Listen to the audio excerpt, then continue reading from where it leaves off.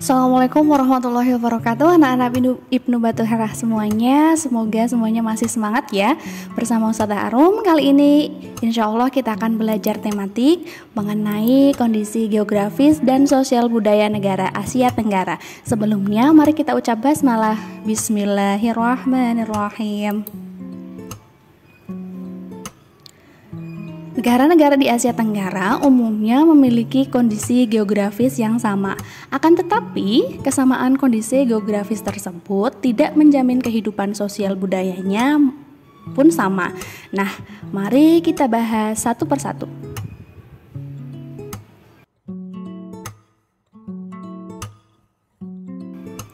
Yang pertama, Indonesia.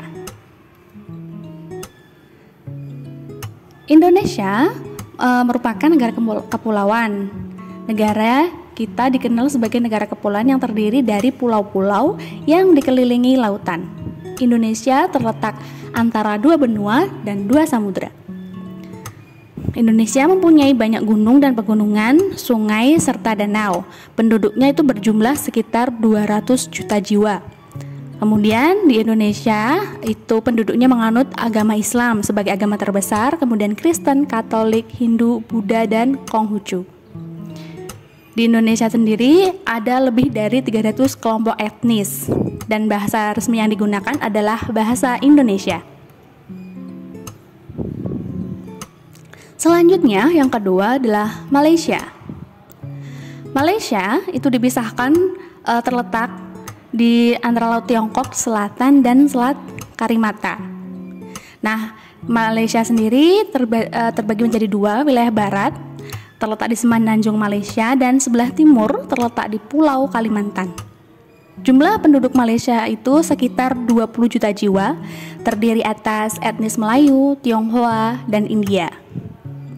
Sebagian besar penduduk Malaysia itu menganut agama Islam dan bahasa resmi yang digunakan adalah bahasa Melayu. Selanjutnya, Singapura. Singapura itu hanya berupa dataran rendah dengan rawa, perbukitan, dan sungai kecil. Jumlah penduduk Singapura itu hanya sekitar 5 juta jiwa. Nah, sebagian besar penduduk Singapura merupakan keturunan Tionghoa.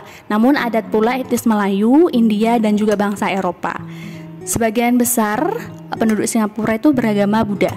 Ada juga Islam, Taoisme, Katolik, dan juga Hindu. Bahasa sehari-hari penduduk Malaysia itu bahasa Mandarin, Melayu, Hokkien, India, dan juga bahasa Inggris. Kemudian ada Thailand. Thailand itu berupa dataran rendah, pegunungan, dan juga perbukitan. Terdapat Sungai Chao Phraya dan Sungai Mekong. Nah, jumlah penduduk Thailand itu sekitar 60 juta jiwa. Sebagian besar penduduk Thailand adalah etnis Thai. Dan penduduk Thailand sebagian besar itu beragama Buddha. Bahasa resmi yang digunakan adalah bahasa Thai. Kemudian Filipina. Filipina sendiri itu terdiri atas rangkaian pegunungan sirkumpasifik yang membagi Filipina menjadi dataran pantai barat dan timur yang sempit. Kemudian jumlah penduduknya itu sekitar 100 juta jiwa. Penduduk Filipina terdiri atas etnis Tagalog, Ilocano, Cebuana, Hiligaynon, Ilonggo, Bicol, Waray, dan Bisaya. Sebagian besar penduduk Filipina beragama Katolik. Bahasa resmi yang digunakan adalah bahasa Tagalog dan bahasa Inggris. Kemudian ada Brunei Darussalam. Brunei Darussalam itu seluruh datarannya itu dikelilingi oleh wilayah Sarawak atau Malaysia Timur. Kemudian hanya memiliki dataran rendah, pantai berawa dan juga perbukitan. Jumlah penduduk Brunei Darussalam sekitar 400.000 jiwa. Terdiri atas etnis Melayu, Tionghoa, dan juga suku Dayak karena letaknya tadi di Kalimantan. Kemudian sebagian besar penduduk Brunei Darussalam beragama Islam. Dan bahasa resmi yang digunakan adalah bahasa Melayu, sama dengan Malaysia.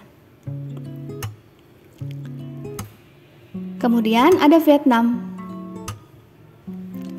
Vietnam, kondisi geografisnya terdiri atas bukit, gunung, hutan lebat, dan juga dataran rendah. Jumlah penduduk Vietnam berkisar sekitar 90 juta jiwa. Sebagian besar itu adalah penduduknya itu etnis Kin. Kemudian mereka kebanyakan menganut agama Buddha, dan bahasa resmi yang digunakan di sana adalah bahasa Vietnam. Selanjutnya Laos. Laos itu kondisi geografisnya dikelilingi daratan negara Thailand, Tiongkok, Vietnam, dan juga Kamboja. Bisa dilihat di peta ya. Jumlah penduduknya itu sekitar 6 juta jiwa. Kemudian penduduknya sebagian besar adalah etnis Lao, dan kebanyakan menganut agama Buddha. Bahasa resmi adalah bahasa Lao, dan bahasa sehari-harinya yang mereka gunakan bahasa Prancis, Inggris, dan Thai. Kemudian Myanmar. Myanmar itu kondisi geografisnya berupa dataran rendah hingga pegunungan. Jumlah penduduknya itu sekitar 50 juta jiwa, dan penduduknya terdiri atas etnis Myanmar, Shan, Karen, Rakhine, Tionghoa, India, dan juga Mon.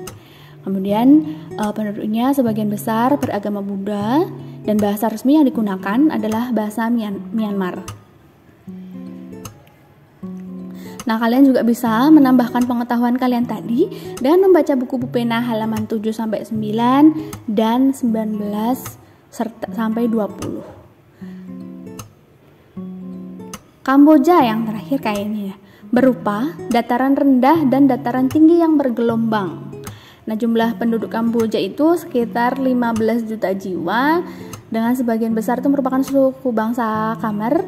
Kemudian sebagian besar penduduknya itu beragama Buddha. Bahasa resmi yang digunakan adalah bahasa Khmer. Nah, setelah tadi kalian tahu mengenai kondisi geografis dan juga sosial budaya dari masing-masing negara, kini kita tahu bahwa banyak sekali etnis yang berada di Indonesia. Etnis yang berbagai macam tersebut disatukan dengan dasar negara, yaitu Pancasila. Nah, nilai-nilai dalam sila-sila Pancasila adalah pedoman berbangsa dan bernegara bagi rakyat Indonesia. Dengan mengamalkan sila-sila tersebut, rakyat Indonesia diharapkan dapat hidup secara rukun, damai, dan sejahtera meskipun berbeda suku dan etnis. Lalu, bagaimanakah makna masing-masingnya sila dari Pancasila?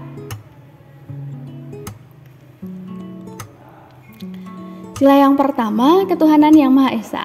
Sila pertama ini mengandung makna bahwa bangsa Indonesia itu bertakwa kepada Tuhan yang Maha Esa. Sila ini juga menunjukkan bahwa bangsa Indonesia adalah bangsa yang religius. Nah, berikut nilai-nilai yang terkandung dalam sila yang pertama, bertakwa kepada Tuhan yang Maha Esa. Untuk mensyukuri segala yang ada di alam semesta yang merupakan anugerah Allah. Kemudian mengakui kebebasan memeluk agama dan menjalankan ibadahnya masing-masing, serta menghormati dan saling menjaga kerukunan antar pemeluk agama, juga menjalankan ibadah sesuai agama yang dianutnya.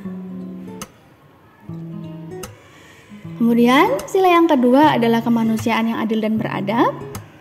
Sila ini mengandung adanya pengakuan terhadap persamaan derajat antar sesama manusia, dan bahwa setiap warga negara memiliki hak dan kewajiban.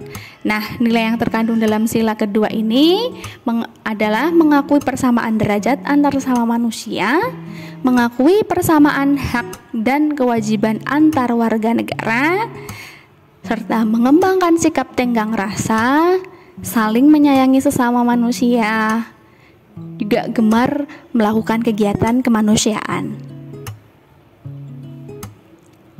Kemudian sila yang ketiga yaitu Persatuan Indonesia. Sila ketiga ini mengandung makna suatu usaha menuju persatuan rakyat dalam NKRI, Persatuan Indonesia juga mengakui dan menghargai sepenuhnya keanekaragaman yang dimiliki bangsa Indonesia.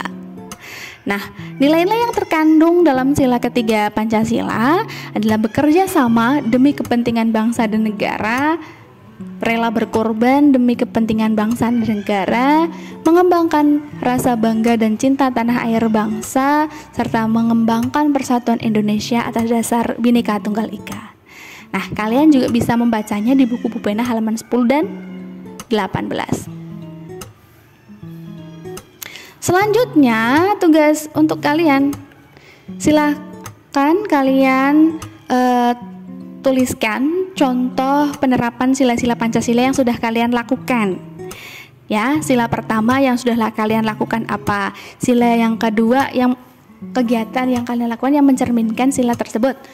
Ya, sila ketiga apa? Silakan kalian tulis masing-masing 3 contoh.